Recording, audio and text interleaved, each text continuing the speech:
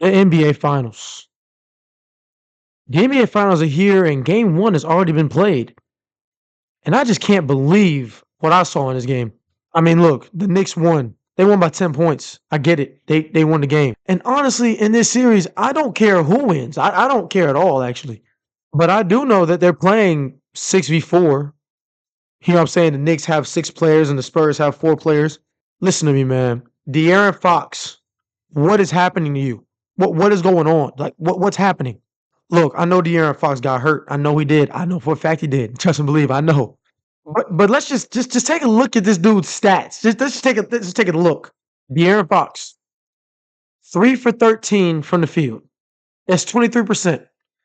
0 for 4 from three. Guess what? That's 0%.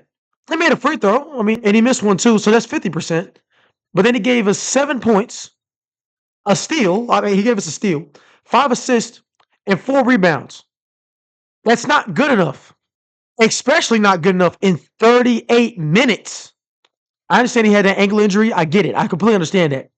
But let me just take you back to last series, Game 5 and 6. In Game 5, he shot 4 of 15 from the field. That's 26%. He shot 0 of 4 from 3. Guess what?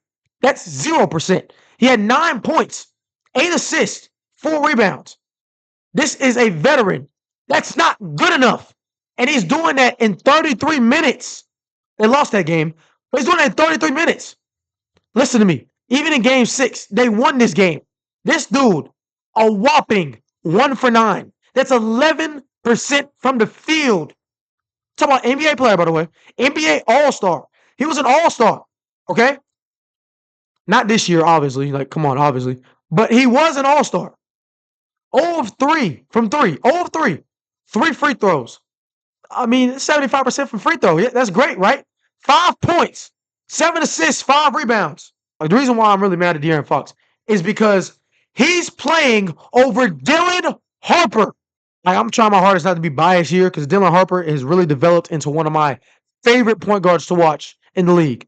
He's only 19 years old, but he's one of my favorite point guards to watch in the league. Listen to me. Last night in this game 1, Dylan Harper only played 3 minutes and 33 seconds in the fourth quarter. Listen to me. I understand situation. I understand you want people with experience out there. I get it. But what are we doing? Dylan Harper last night, Dylan Harper only played 28 minutes. He had 16, 8 rebounds, 1 assist, 1 steal, but he shot 60% from the field. Listen to me.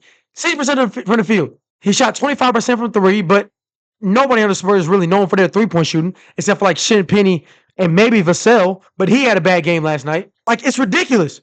Okay, if you have to start De'Aaron Fox, if he has to play in the fourth quarter, if he has to. And last night, let's look at Devin Vassell. Let's look at 9 points on 36% from the field, on 16.7% from 3, on 9 rebounds, 3 assists. But what I'm saying is, why is Dylan Harper not getting the burn that he deserves? When you have Wemby having a bad night, Castle being Castle, and then De'Aaron Fox out there, I don't know what that was, then you need another scoring option.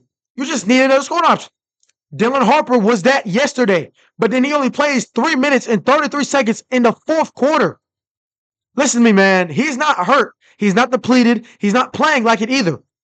Put him in the game in fourth quarter situations. Put him in the game because he was so good for you last series, except for 2 games, but he's going to be good for you this series. I'm not saying to bench De'Aaron Fox yet. I know we've had a couple bad games, but I'm not saying to bench him yet. I'm just saying know your personnel and know the game that they're having. If Dylan Harper is having a great game and De'Aaron Fox just isn't, which he hasn't been in the last series and a half, then don't bench Dylan Harper. Don't do that. That doesn't make any sense. I understand the kid's a rookie, but if the rookie's hot, let him play. I don't know, man. I just don't know. But that's just from the Spurs. From the Knicks, Jalen Brunson, bad game last night until crunch time. And we all know how Jalen Brunson is in crunch time. But can we please talk about the Knicks bench? Oh, my goodness. When Jalen Brunson couldn't find anything going on offense, the Knicks bench kept them in the game by far. The main person that stood out to me and who's been standing out on the Knicks bench this whole entire playoffs is Landry Shamet. I'm telling you right now, Landry Shamet is a clear X factor for the New York Knicks. And if they want to get a championship, this dude is so consistent throughout these playoffs. It's not even funny. And if he's having a bad offensive night, he's having a great defensive night. And if he's having a bad defensive night, he's having a great offensive night. And in some nights, he's just having both. Jose Alvarado even came in, hit a three-pointer when the Spurs were going on a crazy run, and Champagnie was literally making every three. And listen to me, I'm not saying Jalen Brunson had a bad game as in he just had a bad game. He more likely had like a bad 3 quarters. Because in the fourth quarter, it was greatness. When you look at his final stats, you see 12 of 31 from the field, 2 for 9 from 3, 4 free throws, made all 4, 3 rebounds, 2 assists. But he had 30 points. I'm telling you right now, that those first 3 quarters were just him knocking off the rust. That fourth quarter was Jalen Brunson being Jalen Brunson. Cat came in and gave you 18, 12, and 4. And really was a problem for Wemby on the defensive side of the ball. I mean, yeah, he fouled him a couple times. I'm not going to lie, he did. But it's the playoffs. It's the finals. We ain't worried about all that. I ain't gonna let Wemby cry all that. I ain't gonna let Wemby get away with the game he had. Victor Wembanyama, 26, 12. That is clearly a double-double. That is what Victor Wembanyama is, a walking double-double. He's gonna always have a double-double. But listen to me, Wemby. 38 minutes, 6 for 21 from the field, 2 for 9 from 3.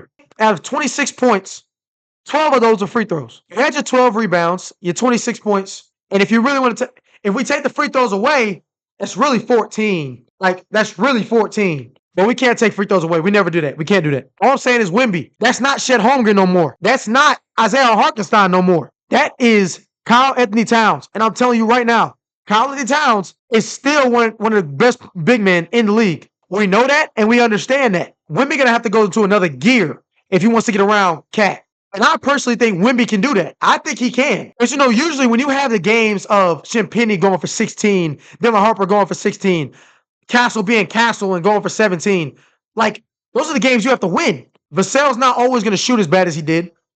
But De'Aaron Fox got to help, man. I'm sorry. I'm not trying to go back to De'Aaron Fox, but he got to help out, bro. So, man, I still got the Spurs winning in 7 games. That's what I honestly have.